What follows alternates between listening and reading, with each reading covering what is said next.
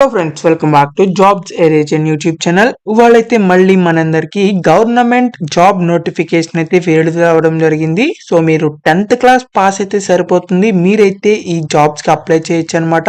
ఎలాంటి ఎగ్జామినేషన్ ఉండదు. అసిస్టెంట్ ఉద్యోగాలతో పాటు డిఫరెంట్ టైప్స్ ఆఫ్ కేటగిరీస్ లో కూడా అయితే మనకి వేకెన్సీస్ అయితే ఉండడం జరిగింది. తెలుగు వచ్చిన వాళ్ళందరూ అప్లై చేసుకోవచ్చు అనమాట. ఎలాంటి ఎక్స్పీరియన్స్ లేదు, మినిమం 18 years ఉంటే సరిపోతుంది. Male and female candidates apply చేసుకోవచ్చు. సో ఎవరైతే అప్లై చేయాలనుకుంటున్నారో వాళ్ళందరూ తప్పకుండా ఈ వీడియోని చివరి దాకా చూసి వెంటనే అయితే అప్లై చేయండి. అండ్ మీరు కనుక మన ఛానల్ని ఫస్ట్ టైం చూసినట్లయితే ఖచ్చితంగా సబ్స్క్రైబ్ చేసుకోండి, ఎందుకంటే ఇలాంటి డైలీ జాబ్ అప్డేట్స్ అనేవి మన ఛానల్లో అయితే రావడం జరుగుతాయి. అండ్ మన టెలిగ్రామ్ గ్రూప్లో కూడా అయితే జాయిన్ అవ్వండి for more job updates. So దాని యొక్క లింక్ అనేది వీడియో డిస్క్రిప్షన్ కామెంట్ బాక్స్లో అయితే ఉండడం జరుగుతుంది. మీరు వెంటనే వెళ్ళి జాయిన్ అవ్వండి. So let's get it to the video. మనందరికీ అయితే గవర్నమెంట్ ఆఫ్ ఆంధ్రప్రదేశ్ నుంచి వెల్ఫేర్ డిపార్ట్మెంట్ నుంచి అయితే జాబ్ నోటిఫికేషన్ అయితే రావడం జరిగింది. సో వీళ్ళైతే డిఫరెంట్ టైప్స్ ఆఫ్ పోస్టులకి అయితే వీళ్ళు రిక్రూట్మెంట్ అయితే చేయడం జరుగుతుంది. ముందుగా ఇది వాళ్ళ అప్లికేషన్ ఫామ్ అనమాట. సో అప్లికేషన్ ఫామ్ డైరెక్ట్ గా అయితే మీకు చూపించడం జరుగుతుంది. సో అది ఎలా ఫిల్ చేయాలో కూడా అయితే ఇప్పుడు చెప్పడం జరుగుతుంది. సో ఇక్కడ మీరు మీ ఫోటో అయితే పేస్ట్ చేసి తర్వాత మీరు ఏ పోస్ట్ కి అప్లై చేస్తున్నారో అది రాసి తర్వాత మీ name, gender, father name, date of birth, social status, తర్వాత ఇక్కడ మీ whether claiming for the service, weightage for contract or outsourcing అని చెప్పించారు. సో ఇది నోన్ పెట్టండి. తర్వాత వెదర్ పీడబ్ల్యూడి ఆర్ క్యాండిడేట్స్ అని చెప్పించారు. సో మీ కేటగిరీ పరంగా అయితే మీకు ఫిల్అప్ చేసి మొబైల్ నెంబర్ అన్ని కూడా అయితే ఎంటర్ చేయండి. తర్వాత అడ్రస్, కమ్యూనికేషన్, మీ అడ్రస్ అయితే రాయండి. ఇక్కడ డీడీ పర్టికులర్స్ అంటే ఫర్దర్ గా మనం అప్లికేషన్ ఫీజు గురించి చెప్పడం జరుగుతుంది. సో దాని గురించి అయితే ఇక్కడ రాయాల్సి ఉంటుంది. తర్వాత క్వాలిఫికేషన్, ఎడ్యుకేషన్ క్వాలిఫికేషన్స్ రాసి తర్వాత మీకు ఏదైనా ఎక్స్పీరియన్స్ ఉన్నట్లయితే అది రాయండి, లేకపోతే లేదు.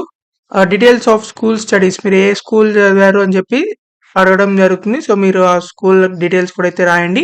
తర్వాత డిక్లరేషన్, ఇక్కడ మీ నేమ్, ఇవన్నీ కూడా అయితే ఫిల్అప్ చేసి మీ సిగ్నేచర్ అయితే చేయాల్సి ఉంటుంది. తర్వాత సర్టిఫికేట్ ఆఫ్ రెసిడెన్సెస్, సో ఇవన్నీ కూడా అయితే ఫిల్అప్ చేసి ఇక్కడ ఆఫీసర్ ఆఫ్ రెవెన్యూ డిపార్ట్మెంట్ అయితే మీరు తహసీల్దార్ ఆఫీస్లో అయితే మీరు స్టాంప్ అయితే తీసుకోవాల్సి ఉంటుంది. సో ఇదైతే రెసిడెన్స్ ఆఫ్ సర్టిఫికేషన్ అనమాట ఇది. సో ఇలా ఇదైతే మీరు అప్లికేషన్ ఫామ్ మొత్తం అయితే ఫిల్అప్ చేయాల్సి ఉంటుంది. ఇదైతే మనకి గవర్నమెంట్ ఆఫ్ ఆంధ్రప్రదేశ్ నుంచి health, medical and family welfare department నుంచి అయితే రావడం జరిగింది. అఫీషియల్ నోటిఫికేషన్ అనమాట ఇది. సో వీళ్ళైతే అప్లికేషన్స్ అందరూ రిసీవ్ అయితే చేయడం జరుగుతుంది. ఎవరైతే అప్లై చేయాలనుకుంటున్నారో వాళ్ళందరూ 16th January నుంచి 23rd January లోపలైతే మీరు అప్లై చేసుకోవాల్సి ఉంటుంది. ఇక్కడ మనకి డిఫరెంట్ కేటగిరీస్ అయితే మనకి వేకెన్సీస్ అయితే ఉన్నాయి. And different types of jobs అయితే ఉన్నాయి.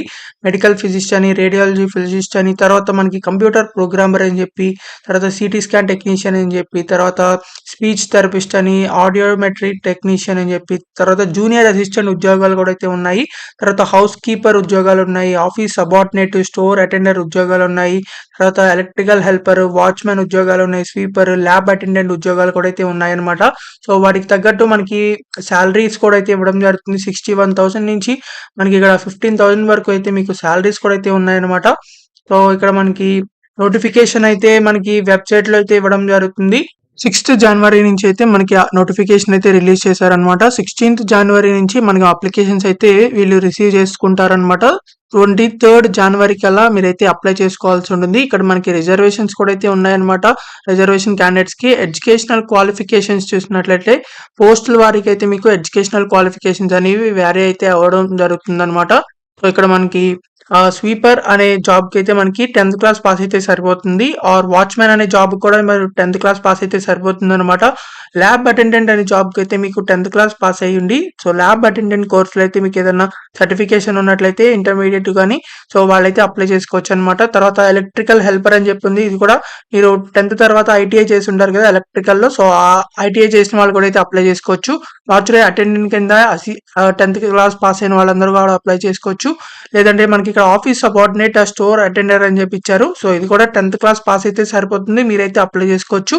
హౌస్ కీపర్ ఆర్ వార్డెన్ కి సంబంధించి ఇదైతే 4 years ఇంటిగ్రేటెడ్ డిగ్రీ కోర్స్ అయితే మీరు చేయాల్సి ఉంటుంది. సో ఎవరైతే చేశారో సో వాళ్ళైతే అప్లై చేసుకోవచ్చు అనమాట. జూనియర్ అసిస్టెంట్ కంప్యూటర్ అసిస్టెంట్ కి సంబంధించి మీరైతే బ్యాచిలర్స్ డిగ్రీ, ఎలాంటి బ్యాచిలర్స్ డిగ్రీ చేసినా మీరైతే అప్లై చేసుకోవచ్చు. తర్వాత మీకైతే must have government technical examination type writing సంబంధించి higher in Telugu and English లో అయితే మీరు హైయర్ డిగ్రీ చేసి ఉండాలి టైప్ రైటింగ్ లో. సో వాళ్ళందరూ అయితే అప్లై చేసుకోవచ్చు అనమాట. తర్వాత ఆడియోమెట్రీ టెక్నీషియన్ కి సంబంధించి ఇంటర్మీడియట్ పాస్ అయ్యి బీఎస్సీ ఎవరైతే చేశారో ఆడియాలజీలో, సో వాళ్ళైతే అప్లై చేసుకోవచ్చు. తర్వాత ఎమర్జెన్సీ మెడికల్ టెక్నీషియన్ కింద ఇంటర్మీడియట్ తర్వాత బీఎస్సీ ఎమర్జెన్సీ మెడికల్ టెక్నాలజీలో ఎవరైతే చేశారో సో వాళ్ళైతే అప్లై చేసుకోవచ్చు. తర్వాత ఎనస్థీషియా టెక్నీషియన్ అని చెప్పింది. తర్వాత డయాలసిస్ టెక్నీషియన్ ఉంది, ఈఈజీ టెక్నీషియన్ ఉంది, స్పీచ్ థెరపిస్ట్ అని ఉంది. ఇలా మనకి డిఫరెంట్ పోస్టులు అయితే ఉన్నాయి. కంప్యూటర్ ప్రోగ్రామ్ కి సంబంధించి కూడా అయితే ఉంది. BE BTech in IT computer science చేసిన వాళ్ళు అప్లై చేసుకోవచ్చు, లేదంటే ఎంసీఏ చేసిన వాళ్ళు అప్లై చేయొచ్చు అనమాట. సో క్లినికల్ ఫార్మసిస్ట్ కి సంబంధించి వాళ్ళు కూడా అయితే ఉన్నాయి. Radiotherapy technician, cardiology technician, radiology technician, physicist అని చెప్పి ఉన్నాయి. సో వీటికి సంబంధించిన గ్రాడ్యుయేషన్ కి సంబంధించి అన్ని క్వాలిఫికేషన్స్ అన్ని చూసి ఎవరైతే ఎలిజిబుల్ క్యాండిడేట్స్ ఉన్నారో వాళ్ళ ఏ జాబ్ కావాలంటే ఆ జాబ్ కి అప్లై చేసుకోవచ్చు అనమాట.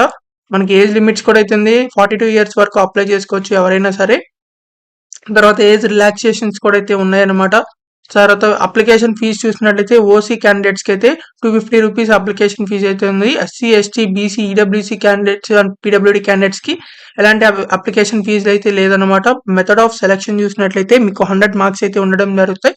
75% మార్క్స్ అయితే మీకు మార్క్స్ బట్టి అయితే మిమ్మల్ని అయితే 75% మార్క్స్ అయితే ఇవ్వడం జరుగుతుంది. ఇక్కడ 10 మార్క్స్ కూడా అయితే మనకి వెయిటేజ్ అయితే ఇవ్వడం జరుగుతుంది. తర్వాత ఇంకొక 15% మార్క్స్ కూడా అయితే మీకు వెయిటేజ్ అయితే మీకు ఏదైనా ఎక్స్పీరియన్స్ ఉన్నట్లయితే దానికి సంబంధించి కూడా అయితే ఇవ్వడం జరుగుతుంది. మార్క్స్ అలొకేషన్ అనేది మీ సర్టిఫికేషన్స్ అన్ని చూసి అయితే మీకు మార్క్స్ అయితే అలాట్ చేయడం జరుగుతుంది. సో ఇక్కడ మనకి సెల్ఫ్ అటెస్టెడ్ కాపీస్ కూడా అయితే మీరు అటాచ్ చేయాల్సి ఉంటుంది అప్లికేషన్ ఫామ్ తో పాటు. ఇక్కడ మనకి అన్ని డీటెయిల్స్ అయితే ఇచ్చారు. ఈ నోటిఫికేషన్ లో ఇచ్చిన సర్టిఫికేట్స్ అని ఎవరైతే ఎలిజిబుల్ క్యాండిడేట్స్ ఉన్నారో ఏదైతే సర్టిఫికేషన్ మీకు ఎలిజిబుల్ అవుతాయో సో అవన్నీ అయితే మీరు అటాచ్ చేయాల్సి ఉంటుంది. సో ఇలా మీరైతే ఇంపార్టెంట్ ఇన్స్ట్రక్షన్స్ కూడా అయితే మీరు అన్ని చదవాల్సి ఉంటుంది. సో ఎవరైతే అప్లై చేయాలనుకుంటున్నారో వాళ్ళందరూ ఈ నోటిఫికేషన్ మొత్తాన్ని చదివైతే అప్లై చేయండి. మీరు అప్లై చేసిన తర్వాత వీళ్ళకి సంబంధించిన ఎవరైతే డిపార్ట్మెంట్స్ ఉంటారో సో వాళ్ళకి ఫైనల్ డెసిషన్ అన్నమాట. ఎవరైతే అప్లై చేయాలనుకుంటున్నారో అప్లికేషన్ ఫామ్ తో పాటు అన్ని జిరాక్సెస్ కూడా అయితే మీరు ఇక్కడ మనకి కనిపిస్తున్న principal of SPV government medical college and superintendent of government general hospital and private principal government nursing college Machilipatnam అయితే వీళ్ళు రిక్రూట్మెంట్ చేస్తున్నారు కాబట్టి సో ఇక్కడ అయితే మీరు వెళ్లాల్సి ఉంటుంది కృష్ణా డిస్ట్రిక్ట్ సంబంధించి. So Machilipatnam contract and out sourcing basis మీద అయితే వీళ్ళు రిక్రూట్మెంట్ చేస్తున్నారు. ఎవరైతే అప్లై చేయాలనుకుంటున్నారో అప్లికేషన్ ఫామ్ లింక్ అనేది మన వీడియో డిస్క్రిప్షన్ కామెంట్ బాక్స్ లో అయితే ఉంటుంది. సో అక్కడ నుంచి అయితే మీరు అప్లికేషన్ ఫామ్ ని డౌన్లోడ్ చేసుకోవచ్చు అనమాట. మీకు ఇంకా ఎలాంటి డౌట్స్ ఉన్నా సరే కామెంట్ బాక్స్ లో కామెంట్ చేయండి, ఖచ్చితంగా రిప్లై అయితే ఇవ్వడం జరుగుతుంది. మీకు ఇంకా ఎలాంటి జాబ్స్ కావాలో అది కూడా కామెంట్ చేయండి, ఆ జాబ్ వీడియోస్ అయితే చేయడం జరుగుతాయి. అండ్ ఈ వీడియోని మాత్రం మీ ఫ్రెండ్స్ అందరికీ షేర్ చేయండి. So thank you for watching this video. Thank you.